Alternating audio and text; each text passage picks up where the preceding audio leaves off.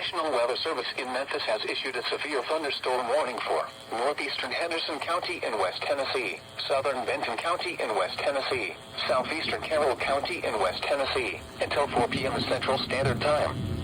At 3:07 p.m. Central Standard Time, a severe thunderstorm was located 7 miles northeast of Wildersville, or 8 miles north of Natchez Trace State Park, moving northeast at 50 miles per hour.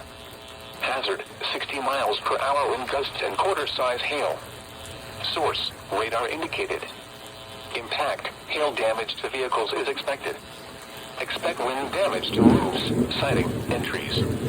Locations impacted include Camden, Clarksburg, Westport, Holiday, Dollar, Gartsburg, Yuma, Buena Vista, and Nathan Bedford Forest State Park. For your protection, move to an interior room on the lowest floor of a building. A tornado watch remains in effect until 7 p.m. Central Standard Time for West Tennessee.